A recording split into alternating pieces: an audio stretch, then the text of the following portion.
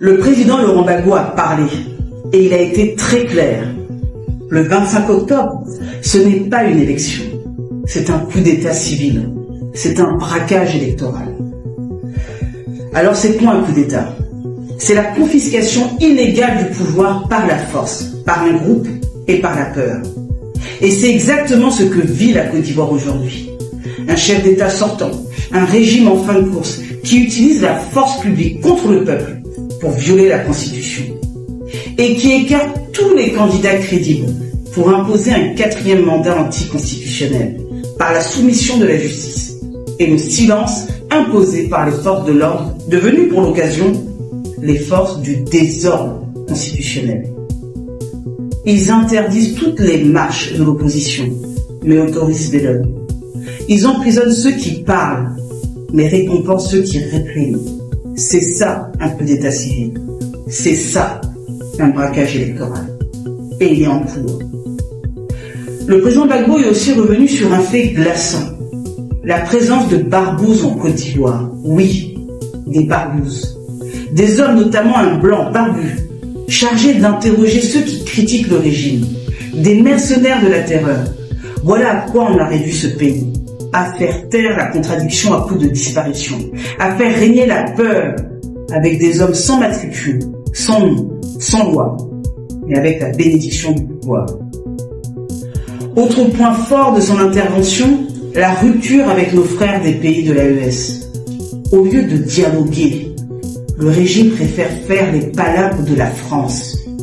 La Côte d'Ivoire se fait sous-traitante au lieu d'être souveraine.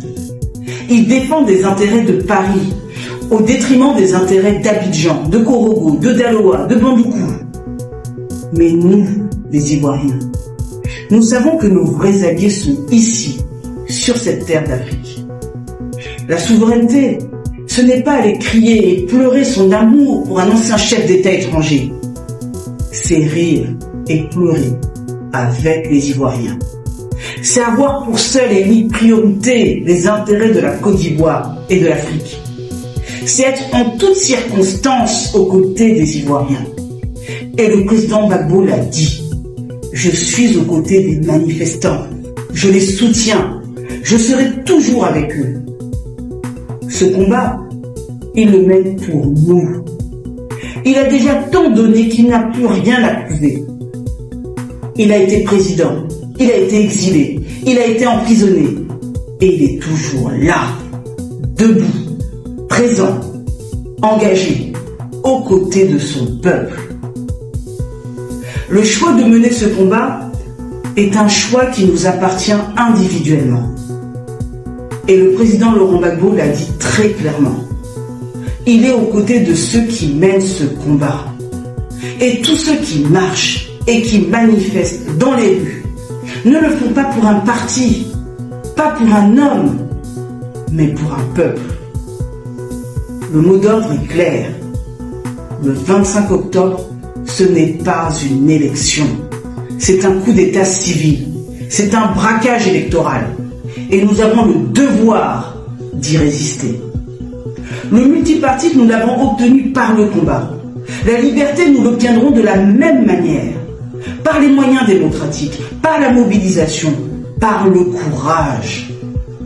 Le président l'avait dit lors de son adresse à la jeunesse. On n'a rien sans combat.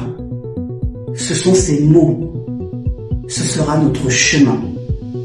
Pour le peuple, par le peuple, et avec le président Laurent Gbagbo à nos côtés. Tout ne fait que commencer.